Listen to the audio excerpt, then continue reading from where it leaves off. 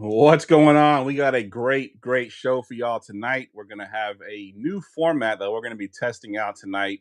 It'll be a new format that we use for the regular season. So we're testing it out tonight to see how it goes. So hang tight.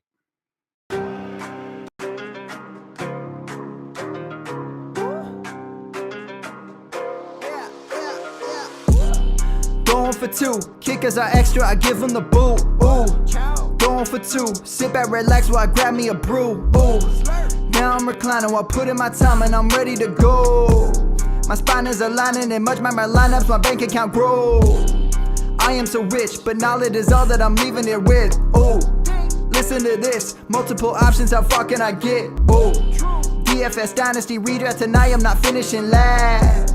I'm finishing past any and all I am looking to last. What else? This spot is popping and I am so locked in and only opening the door when it is opportunity knocking. And all of these spots keep on talking and talking. So what are we talking? What kind of alignment? And running it deep, even players forgotten or came from the bottom or hitting that top end. And this spot is popping, yeah, this spot is popping. And woo!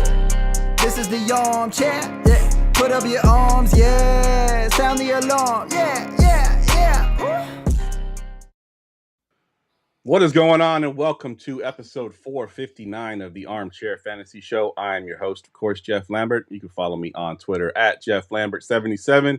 I'm here with my two co-hosts tonight, Ryan and Chu. What's up, Ryan? Not much, man. Just glad to be out of division previews, and we have real football. Well, we had real football. We did, and we actually had a pretty good game for the Hall of Fame. It was like came down to the end. It was like one of the best Dude. Hall of Fame games I've ever seen. Carson Beck was out there balling, dude, putting the season on, just putting it on notice right there. What's up, Chu? I saw you kind of go like this about the Hall of Fame. It wasn't real football, but it was close enough. The disappointing piece of it was like none of the quarterbacks looked that bad, and that's generally a good thing. But then I'm like, man, I thought the Panthers defense was supposed to have improved, which I know it's the depth of the defense, but now I'm a little concerned. But I am excited that Darren Waller is, as of 20 minutes ago, Carolina Panther. Yeah, that's pretty cool. Yeah, he just breaking news that just happened a few minutes ago. Good stuff. As always, guys, you can find us at goingfor2.com. Also over on YouTube at Going for Two Live. Of course, we're also syndicated on all major podcast networks, Spotify, iTunes, pretty much all of them. I mentioned at the top that we're going to be doing a new format, and it's a similar format to what we've done before. We've taken the roulette wheel and we've kind of expanded it. Instead of having the roulette wheel pick out different topics for us, we're going to have different categories, and the categories each week will kind of stay the same each week, and then we'll just have different players to talk about. And we'll also have a lightning round, which will be mainly your questions, whether from Facebook or from Twitter, or if you're in the chat and you want to drop a question, we can also put that in there as well. But we're going to try it out tonight, see how it goes, and hopefully it'll work out well for the season this year. So let me go ahead and get the roulette wheel pulled up here. Let's get ready for Armchair Fantasy Roulette. All right, let's go ahead and just get our first category on the board. Look at this lightning round over here. Woo! All right, we're kicking it off tonight with House Edge, which is a trap player, a player that's, might be getting talked about, getting some hype, but, we think that they might be a trap. Ryan, we're going to go to you first on this one. Give me who your House Edge player is for the year. I feel like I've been hammering this one, and I just keep piling on, and I'm going to be wrong, and I hope I'm wrong. But Devin A-Chain, I don't trust the situation. I still don't trust the smaller running back. He's been really good for a long time. He's probably going to prove me wrong. His ADP is still too high for me. I can't do it. Yeah, I think where his ADP is what gets me, because the team is definitely going to take a step back from what it was. It wasn't great last year. It's going to be worse. It's going to be way worse this year. You got a new quarterback there, a quarterback that likes to run, so you're not going to have a ton of those dump offs that he got from the quarterbacks last year. So there's going to be a little bit less on the PPR side, and if they try to use him like a regular running back, you're right, he's smaller. He could get hurt for sure. Like it's a bad team, bad situation, It's just there's a lot of scary parts about that where I'd take some safer chances. Yeah, I think I'm with you on that one as well. Chew, you got an interesting one there because I took this guy in a lot of my rookie drafts here, so I'm hoping you're wrong on this sense. But give me who your house edge player is. Well, it is entirely possible that I'm wrong. Would not be the first time, but my guy is Jadarian Price, and his price, I guess pun intended, is a little bit high for me. I think with rookie drafts, I think it kind of made sense where he was falling. It's just kind of, if you do truly need a running back and it was getting towards, certainly the middle of the first or after those first couple of wide receivers, it made sense that that's who you'd be getting. But in redraft, I think his price is a little bit high. And I think just generally the expectation of, well, Kenneth Walker was there, and now Jadarian Price steps in. He's got some burst to him. Not quite Kenneth Walker burst, but again, some good burst. And he can kind of step into that role. And I agree he's more Walker than Charbonnet in terms of kind of how he wins and what he does as a running back. I am just really nervous that with even before some of the camp news of how they were talking about, we'll rotate the 2 and 3 running backs. I'm weirdly high on Emmanuel Wilson. Not that he's going to do something meaningful for fantasy, but I do think it was pretty purposeful how quickly they got him in Seattle. George Halani is going to be infuriating for everyone that has Jadarian Price. I really think it's just going to be, and even before Charbonnet does come back, I just think it's going to be a rotation where even if Price is the most explosive option, even before Charbonnet got injured last season, we saw how frustrating it was with Walker, and Jadarian Price is not Kenneth Walker. So I just think it will be very frustrating. I think maybe it would be better served to look elsewhere for running back in that range. But if he falls, a little bit, then I'm okay. I'm okay getting him, but I don't want to reach for him because I think it's going to be disappointing. Yeah, I think I'm with you. I think it was funny too that they put out the unofficial depth chart, and George Halani was the number one running back on the Oh yeah, chart. I thought that was funny. But yeah, I agree. I think Jadarian Price, he is going to have to share. We know that no matter how good he is, right? I think he's going to have some kind of shared responsibility, and he's being drafted like he's getting the full workload. And I don't think Seattle wants him to get the full workload, even if he is, on the level of Kenneth Walker. I think even we saw Kenneth Walker wasn't getting the full workload. They bring in Charbonnet inside the 20, inside the 10, and get the touchdowns. That was frustrating. So I can definitely see where he could be a trap player for sure. Can I say one devil's advocate on him? Yeah, go ahead. If you look at last year's rookie running backs, who I'm sure if you're going to get brought up tonight, who were in definitely worse situations, in more crowded backfields, on bad offenses, they were going higher in drafts than he is now. That's my argument for him kind of still being a value at this point. If he jumps much higher, I'll probably be out, but we've seen Charbonnet not be that guy. Yeah, I think And again, we're talking last year, RJ Harvey was in a bad situation. Omarion Hampton was in a bad situation. Like, no one came into anything nice.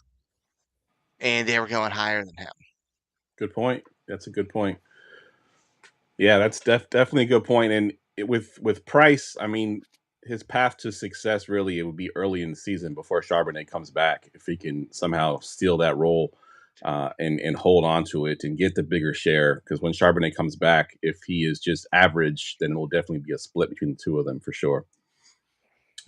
All right, my trap player. I put my trap player down a week ago, and it's kind of changed a little bit, only because now he's actually injured. So the hype has kind of died down a little bit. They do think he'll be there for week 1, but Luther Burden, his ADP now has risen quite a few spots above Roma Dunze as far as receivers go, and I don't think it's that big of a difference. I think they're both going to be sort of, flavor of the week. You'll get the Burden. He'll have the big game, the big touchdown catch. You'll have the games where Adunze is just a PPR monster. I think both of them can end up fairly even, but the way Burden's being drafted right now, it's like he is far and away the better receiver. And I don't know if that's the case or not. I think this injury might bring Burden's ADP back down just a little bit. So maybe he'll be a little bit more draftable once we get to our actual redraft season. But as of right now, I think he's like 6 or 7 spots above Adunze currently, and was continuing to rise up until this latest news here. I was curious if what we kind of collectively needed was an injury, not a season ending, but something to kind of like cool it off a little bit, even though it's just going to be, a bump in the road and he's going to end up being fine for the season, ideally. But I feel like we collectively needed something like that just to kind of cool it off a little bit. Cause I feel like it was still like, it kind of slowed down a little bit, but he was still kind of creeping up again past Adunze. Again, I don't think he's going to even fall back under Adunze at this point, which I think is a little much, but yeah. Yeah. Any comments on Luther Burden, Ryan? No, I was trying to find his ADP. 20. Yeah. 23rd. Yeah, Yeah, one behind Terry McLaurin. I'm like, I'd rather Terry McLaurin.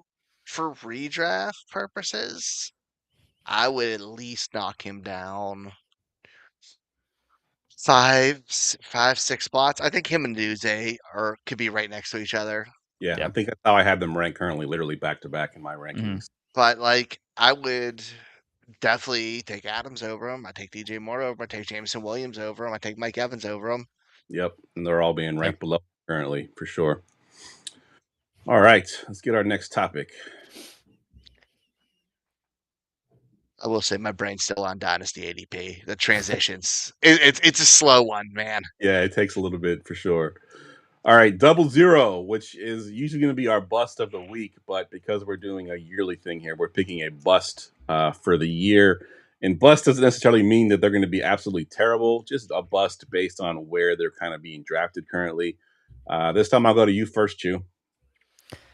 Well, this one is going to make plenty of people upset, I'm sure, but I'm going Trevion Henderson here. And it's not just the camp news of, we're still looking for him to kind of work on some things here that we thought, he was working on last year. We thought he would have worked on it more, whatever nonsense they're trying to say. I mean, I still expect Ramondre Stevenson to have a hilariously large role. And I don't mean like it's a clear 1-2. I mean, I do think Henderson should elevate and should get more opportunity than what he did last season. But I do think that they played two very different games. And I do think that what New England's hinted at pretty obviously last season was, yes, Ramondre had a couple of fumbles, but if we can smooth those out, we trust what he does, and he has a very important role on this team. And he may be the starter for any given game, but it's just kind of the game flow and the game script will kind of indicate how they want to use them. And obviously, the passing game looks a lot different for the Patriots this season. So we'll see how that affects Henderson and what he does. But I do think if people are looking for a huge step up from last season, I think it will be a step up, but I don't think it will be as big of one as a lot of people would be hoping for. Yeah, that's a good point because Ramondre, the way he played last year, yes, he had the fumble issue. But even when Henderson came on and sort of had that, streak of really high, fantasy finishes there, they went right back to Ramondre when he came back. Like, I think he was injured for a couple games. They went right back to him. It wasn't like they were like, oh, this is our guy now. It was right back to Ramondre, and nothing's really changed, I don't think, since that happened. So I can definitely see how that would be a trap for sure. He's that kind of back where like his role's his role no matter what. Yeah. Like you don't need him getting 20 touches. You just need 10 to 15 good ones. In game-to-game basis, especially if they have the lead, that's not the game. Yeah, I agree. I think that's his role. And I think, we look at it from a fantasy perspective, but, the Patriots would love to have two efficient running backs, right? They would love to have the go back and forth. You never know what they're going to do. So, for the NFL purposes, it makes a lot of sense for them to use both backs. And Ramondre is a shockingly capable pass catcher. I don't mean like a real PPR guy, but he's a reasonably good pass catcher. So, I mean, it's not just like he comes on the field, they're like, well, they have to run. It's like, he can catch a pass or two. Yep, absolutely. I'm going to go next, and I got the guy that is currently ranked right behind Trevion Henderson, and I think that's a little too high for me, and that's Bashaw Tutin for the Jacksonville Jaguars. We've already heard some rumblings of Chris Rodriguez being mixed in there as well, and I don't know, Jacksonville kind of did their thing last year without Travis Etienne really being a huge part of that offense towards the end of the season. And they can do it again this year, especially if the passing game does pick up with Parker Washington and if BTJ can have a little bit of a bounce back season and they got a decent tight end in Bretton Strange. I think they want to rotate the running backs too with Tutin and Chris Rodriguez, who was a very capable back in Washington for a couple of years. I don't think Tootin is going to get the workload that we're hoping that he gets. Everybody's kind of like hyped on his name, and when Travis Etienne got traded, it was all about Bashal Tootin, and he was all over Twitter. And he's currently being drafted at RB25. Like I said, one spot behind Travion Henderson. But there's a guy behind him that I would probably draft over him, and that's Jajarian Price. Honestly, we just talked about him a little bit. He's a couple spots lower. I like Price's situation better than I like Tootin's situation right now. Yeah, they were listed as the co-starters on the unofficial depth charts. I mean, which I know that's kind of, they were meant to be a tandem anyway, so I guess that makes sense. But yeah, I mean, Chris Rodriguez, the connection with Liam Cohen back in the college days, like I think there's a trust there that, you know, it would take a lot for Rodriguez to break. And I mean, I feel like at worst he's a high-end plotter. Like he's someone who he can just turn out.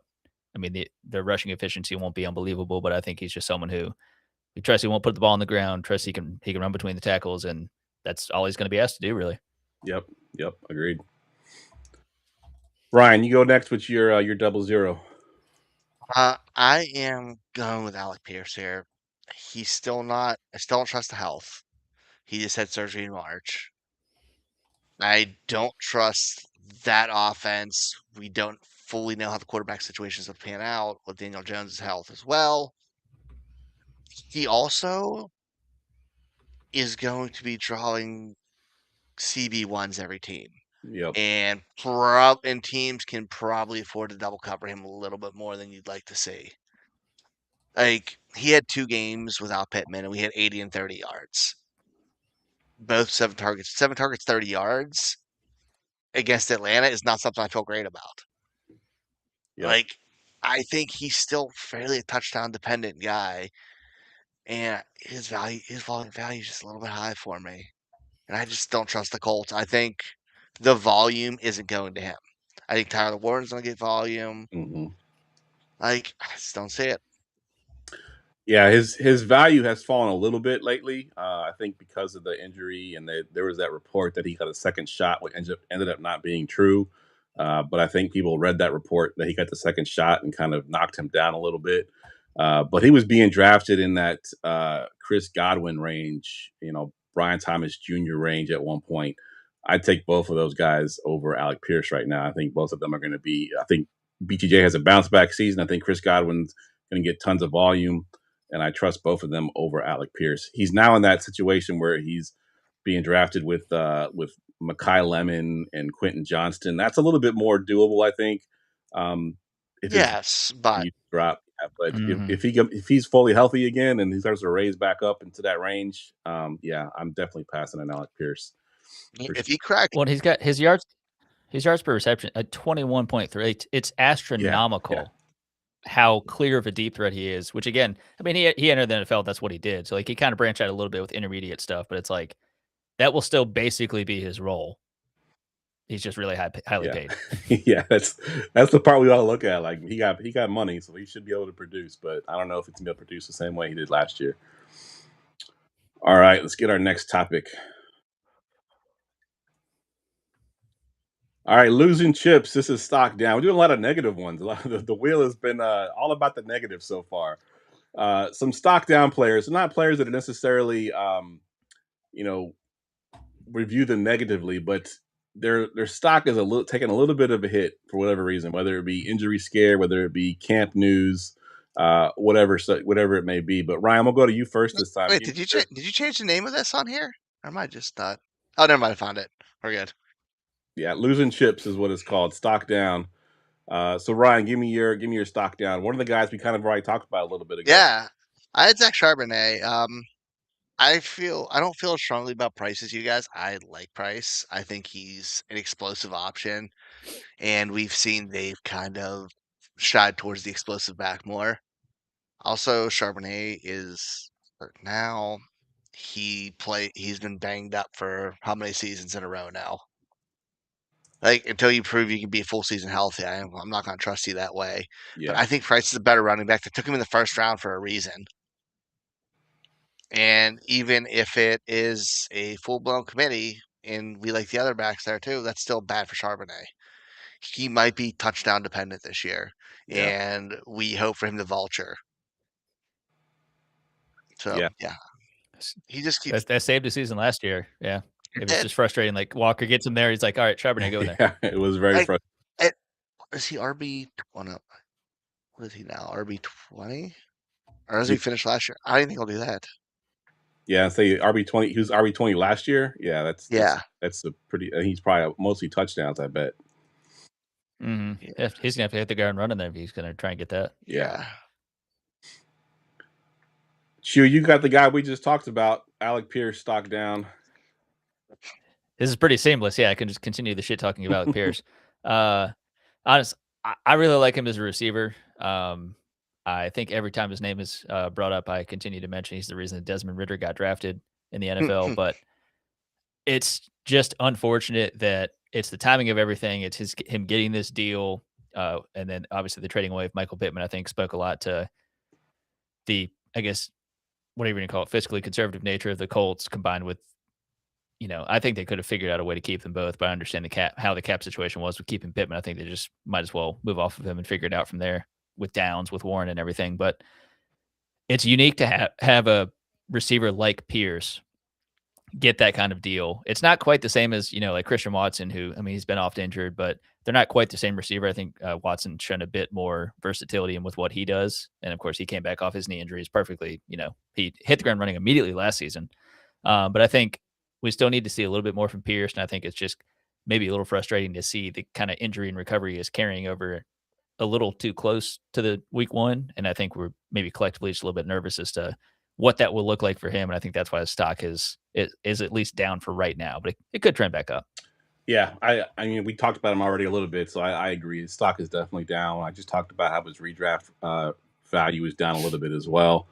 And I think some of it, honestly, is the contract that he got, in the fact that everybody views it in a negative way, almost gives you a negative taste in your mouth with him. Like, oh, he's not going to be living up to that contract. And it kind of negatively affects his fantasy outlook just because of that contract and what they paid him, and the fact that they let Pittman walk as well.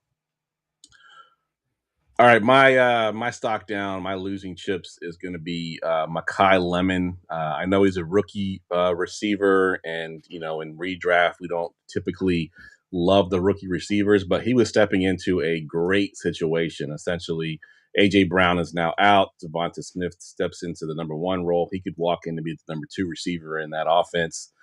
And he just cannot seem to stay healthy. It seems like every time he gets back on the field, I think he just got a hamstring injury recently.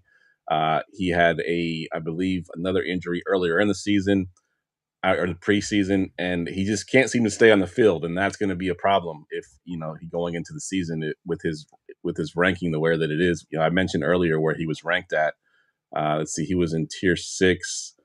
Let me see if I can pull up exactly who around him and who I'd prefer to have more. He was in that. We mentioned Alec Pierce, Quentin Johnston, Jacoby Myers. I'd prefer Jacoby Myers over him. Jordan Addison, Jaden Reed. Wandell. Yep, the Wandell's there as well. I prefer Wandell. Michael Wilson, I prefer him over Makai Lemon as well.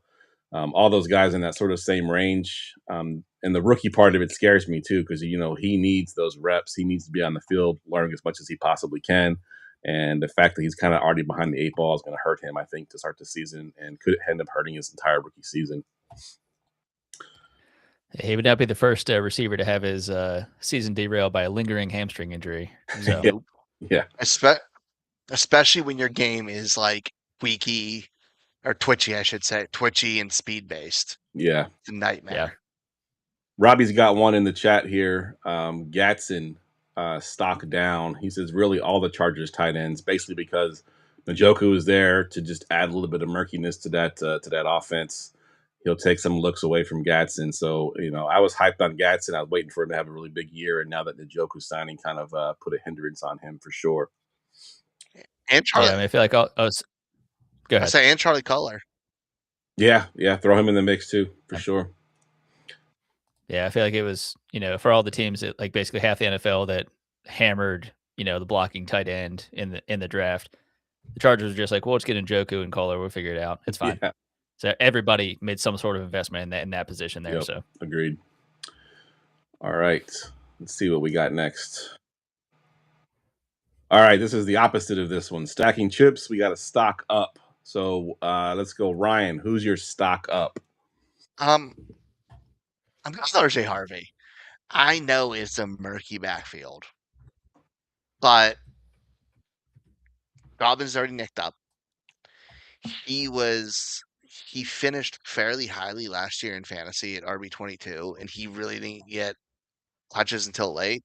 But there's two things he got that I'm positive on. I think this can get him in that low end RB1, high end RB2 range. I think his pass catching ability is huge. He had 58 targets last year as a rookie, and they went to him in the red zone a lot, and he had double-digit touchdown. Like I'll close to double-digit touchdowns. So I will go for a guy like that when they perform as a rookie. Yeah, I think he may have had double digits if you include passing and receiving. I believe he was in double digits. Yeah, he was. I'm sorry, he was 12. Yeah, 12 touchdowns. I think he was pretty efficient last year. It's hard to ignore 12 touchdowns. Yeah, 12 touchdowns and 58 targets in the passing game. Yeah. You add, he had 146 carries. You bump that to 180. I'm happy. Yep. Got Jeremy tuning in as well. What's up, Jeremy? Glad to see you. All right, Chew, your stock up is an interesting one because we just had some breaking news on your stock up.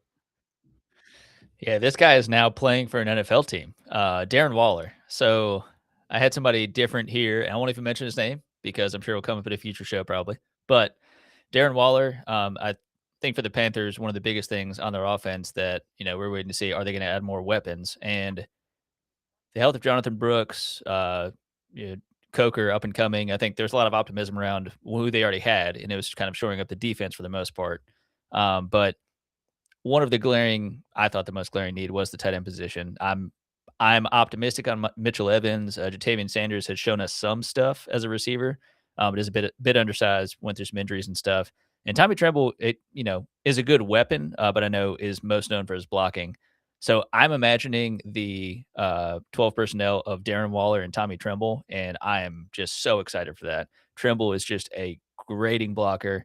To be able to have Waller out there as a real pass catching threat, tall red zone monster, I think that's going to be tremendously big for this Panthers team, for the offense. I think if the offense is better as a whole, getting Waller a chance to be in the red zone more, and I mean, seeing what he did last year for the Dolphins, I mean, stepping in and immediately contributing, even not as many targets immediately in the red zone, I think is great.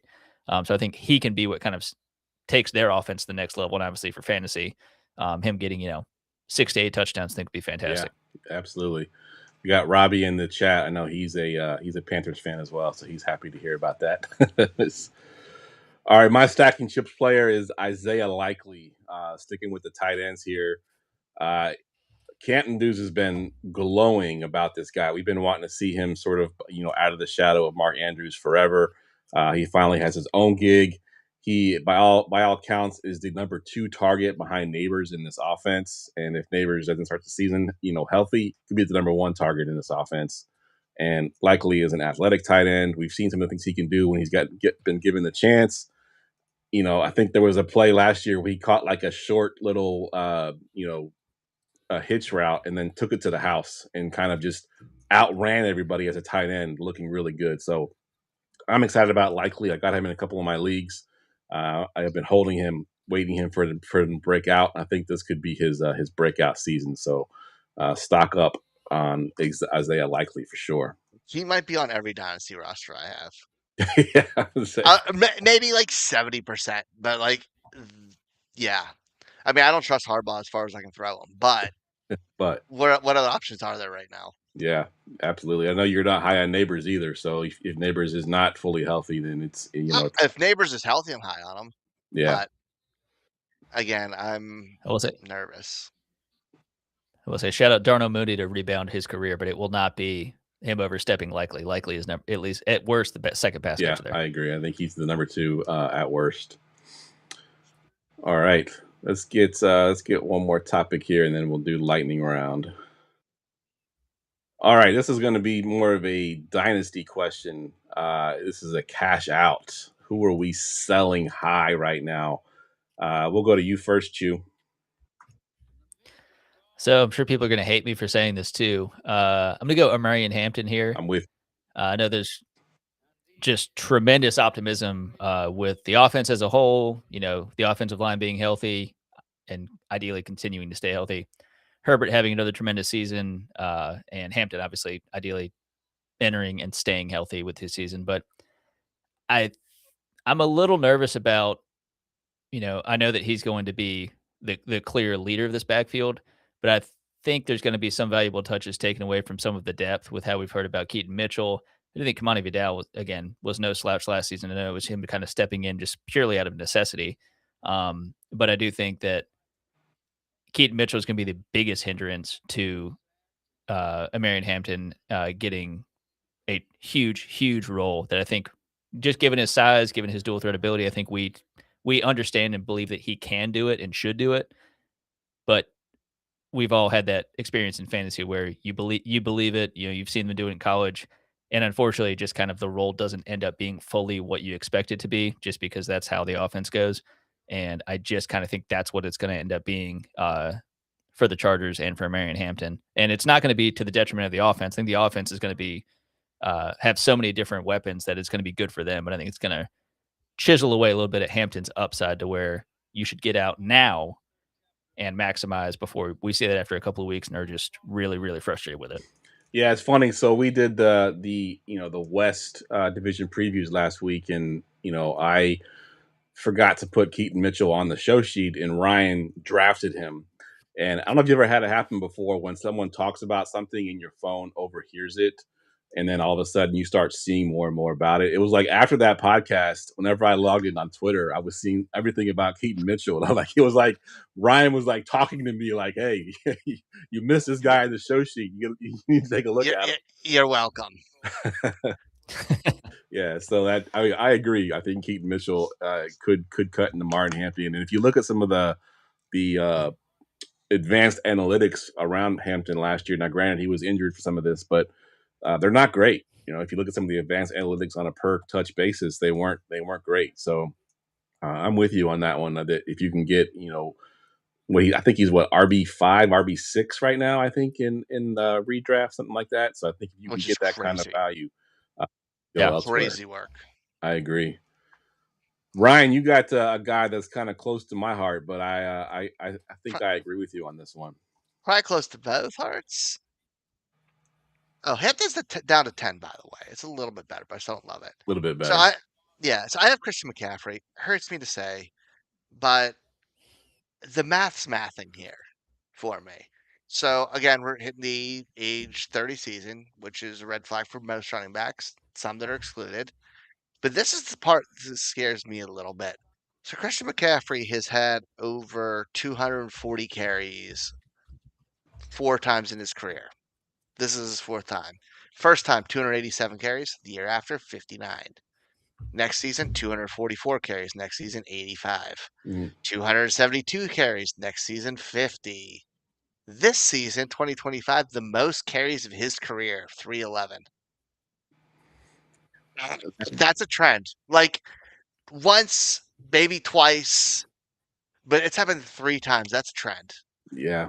He's had back-to-back 200 carry seasons once, and that was ages 22 and 23. He had 219 and 287. Next year was 59. Like it's just back-to-back years with high production like that just doesn't happen. And we got an entire career, entire Hall of Fame career to prove that this is the trend. Yeah, that's really good stats right there for sure. That's doesn't bode well for Christian McCaffrey. I do, as a Niners fan, I hope that they finally do what they keep saying they're going to do and limit his workload. They say it every year, and then they don't do it. I hope this year they find a way to do it. I mean, they got some guys they drafted. I just hope they find a way to limit his workload and he doesn't get 400 touches again. For fantasy purposes, if you're drafting him in the first round, you probably want him to get that workload once again. But him staying healthy, I think, would be more important. Well, last season too, I mean, it wasn't even just the number of touches. Everyone around him got hurt to where he was just getting battered. It was just like, well, who else are they going to give the ball to? The efficiency was down comparatively, but it was just because they knew he was going to get it. He said to turn through it. 413 touches last year. Most of his career That at is age 29. at age 29, and he's not a big guy. It's not like it's Derrick Henry out there. This is he's not that big. No. And like even like you look at the games that or the seasons after 3 games played, 6 games played, 4 games played. Yeah, that's not a good trend for sure. All right, my cash out is more for Superflex, and I am cashing out on Jackson Dart. Uh, I I've kind of bought into what Ryan's a little kind of alluded to with Nabers. Maybe he's not fully healthy. Maybe he's not ready to go. I know I just talked about Isaiah Likely. I think Isaiah Likely can still be good, and Jackson Dart not be good. And I'm worried about his propensity to take big hits and almost seek out big hits. They even had a blurb, I think, on Roto World saying that the coaches are begging him to slide. That's not a good sign. If your coaches are begging you to slide, that's a problem, and I think it can end up being a problem this year again. Hopefully, he figures out that he's more valuable to his team if he can stay healthy. But if I can sell him for, I think he's just outside of the top 12 right now. If I can sell him for that price, I think I'm taking it for sure. All right, let's do one more, and then we'll get to our lightning round. All right, buy low. We're going right to the opposite of this. We just cashed out on somebody. Now we're going to be buying low on somebody. Chu, we'll go to you first. So my buy low is kind of in tune with the timing of this, and it's Terry McLaurin. I know Steph Diggs was just signed there in Washington. It was expected that they were likely going to be signing somebody. Obviously, Debo returning to San Fran and having played for Washington, and clearly leaving Washington wasn't going to come back. But I think it was kind of baked into his value, and at least in my mind, that they were going to be adding someone, and I wasn't really concerned. I think that was more so taking away from what we think about Antonio Williams and Chikakonkwo more than what I think Terry McLaurin's going to do. There's already that connection with Terry McLaurin and Jane Daniels, with both of them entering the season healthy. I know both dealt with injuries, more Daniels than McLaurin last season. Certainly slowed both of them down. But we saw what they did in Jane Daniels' rookie season. I do think a lot of things went right for the team as a whole. And I do think, at least for fantasy's sake, I think you can see a very similar version of his rookie season, Jaden Daniels' rookie season, recreated for McLaurin in 2026. And I don't think that would be too far fetched. And I think that's where I'm, just thinking that we don't need to let him sink too far down with Daniels' concerns of injury again, or Diggs being added, because Diggs will get his, but Diggs is not McLaurin. That's simply not the case anymore. Yeah, I like that call. And in Washington, I live here in Washington, so I hear all the news, and everybody's talking about how he looks in camp, and it should be a good season for him. So yeah, good call. Ryan, what is yours? Funny, I'm going the opposite of somebody that you had down on. I'm going Travion Henderson. I know that the Ramondre Stevenson's issue is real and it's there. And I'm not ignoring that because this is NFL in 2026. Everyone's in a split backfield. Like 80% of the league's in that. He's going as RB24, so the last running back of the RB2. And as a rookie, he had a role. He didn't have many carries, and he still had 900 rushing yards, or 911 rushing yards and 9 touchdowns. He still had 42 targets. And there were games where he wasn't used, especially early on. And he got a little bit hotter later. I have a belief in what he can do. He averaged 5 yards a pop. I think that offense gets better. I think there's bigger running lanes this year because they added the receiving core. And a running back like that, when you give him room to work, is going to thrive. Like, you're not going to be hammering the ball when you're you're running 3 wide outs, and you have Travion Henderson who can pass catch too. And yes, I know Ramondre can do it, but he's not going to take it 40 yards and have these big plays potentials. Yeah, I like that. And going a step further too is Romeo Doubs and A.J. Brown are also considered two of the best blocking receivers downfield. So if TreVeyon Henderson can get the ball past that first little bit, and he's got those two guys downfield blocking for him, that could spring him for a couple big runs. So definitely a possibility there. Ramondre is definitely going to be lingering around, but in this day and age, maybe that's just how the NFL is going to be right now. So, And by the way, one last thing with the Jackson Dart you brought up earlier, there was 2 words you forgot to say about him being down. Matt Nagy. Matt Nagy, yes, for sure. Yeah, yep. All right, let me give my buy low, and I know I've kind of talked about him a little bit already tonight, and I mentioned the scare of his injury with Malik Nabers, but his value has dipped to the point where it's almost worth taking the risk now. He's down at wide receiver 14. He's in tier 4, 27 overall, so he's going really at the top of the third round, when really he should be. If he was fully healthy and this offense was fully ready to go, I think he could be at the bottom of the first round. So I think you're getting a good enough value in that third round that it's good to bet on that upside. Still a little worried about the injury. He's going to be fully healthy, but at that point, I think it is worth betting on the upside at wide receiver 14. He's just above Zay Flowers, right behind Omarion Hampton, Devonta Smith. I think he's got more upside than those two guys for sure. If he can be fully healthy and, recapture what he did before he got hurt last year. All right. Let's go ahead and get to the lightning round. Pew, pew, pew. All right. The way this works is I'm going to call out who's going to go next, and the question will be only directed towards you. One of us can chime in if we want to, but it's really just to get to these questions as quick as possible. So, Ryan, you're up first. Ruh-roh. Your question is, pick one who has the most upside. You got Jordan Mason, Casey Concepcion, or Denzel Boston. And this is for a redraft. So who has the most upside for this season out of those 3 players? Oh, gosh. I'm going to say Casey Concepcion. I was really struggling between the 2 receivers, between him and Boston. But the reason I'm leaning towards Concepcion, these quarterbacks are all pretty horrendous. So they're going to want to go more towards the wide receiver who's creating space and getting open. I think Concepcion does that better, where Boston might be more of a jump-off physical threat. I think you're going to have bigger throwing windows thrown to Concepcion. I think he should be able to do well in that offense, as well as a Browns receiver can do. Yeah, I like that. That question was from Jesse Apodaca, I think is how you say his name. So Casey Concepcion is where Ryan's going. All right, Chew, you're up next. This is from Devin. This is a keeper league. Bucky in the 18th round or ETN in the 10th round. It's a 4-keeper league, so there's 40 players being kept. So it's a 10-team league.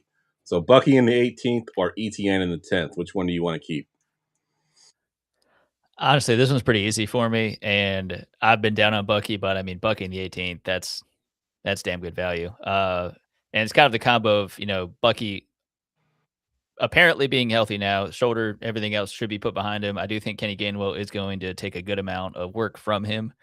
But I do think Bucky has a pretty clear role in this offense, and that compared to E-Chan or whatever we were calling him now, Kamara stepping in, and I do think that Kamara is going to actually be the true pass catching PPR back that we've all wanted him to be, because his rushing efficiency has never been fantastic.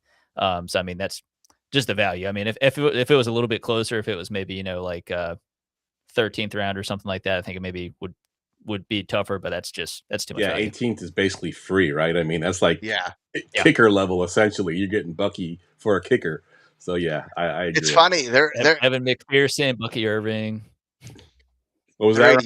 Their ADP is a half difference, a half a pick. Yeah, wow. They're 43 and 43 and a half. Yeah, so Bucky is where you want to go there for sure. All right, this next one is for me. I hope mine are as easy as that one. This one's from Brian Joseph. How's everyone feeling about the Browns QB room? Will Shador get his shot this season? My answer to this is if you're worried about the Browns QB, you should not be playing fantasy football because I don't think either quarterback is going to be worth it. I think if Watson starts, I don't think he's worth it. Now, if you're talking about the ancillary pieces, if you want, if you're worried about Denzel Boston or Casey Concepcion and which one of those guys do you want, I would, I hate to say it, but I think I would want Watson only because we've kind of seen him do it before. Maybe he can recapture the magic. I know the media is saying how many picks he's thrown in camp, and I don't put too much as interceptions in camp because they're trying new things. They're trying to run different schemes, and things happen. They're forcing the ball in there. So I think if I'm going to lean quarterback, I'm going to go Watson. Just for the fact that I think he's better for the pieces around him. Shador, I think at this point is better off getting traded and getting another home and learning behind a decent quarterback with a decent coach that can actually show him how to play football, and not with the Browns, unfortunately. Answers Arch Manning 2027. Yeah, for sure. All right, Ryan, this one's back to you. All right, this one's kind of hard to see, so I'm going to have to read it out to you. This is a trade. This guy is receiving Keaton Mitchell, a 27 first, a 28 first, and a 29 first, as well as $35 in fab, and he's sending away George Pickens. I mean, that's a pretty big. I'm doing that. That's a lot. It's a lot. Three first. I'm taking that. Yeah, I'm taking that. I assume if you're making that move, you don't have that great of a team. And I know Pickens is good, but Pickens might not be in Dallas next year where they throw 650 times. Yeah, I think the guy getting Pickens must be thinking that that's his final piece, right? That's his championship piece, essentially. Yeah. Your first round capital. I understand why you'd send that trade in his situation, but that's a lot of picks. Ton of picks. Like, if it was 2 first, I'd probably say no, but 3? That's nice. Yeah, and throwing Keaton Mitchell, we just went on and on about. So. Stud, dude.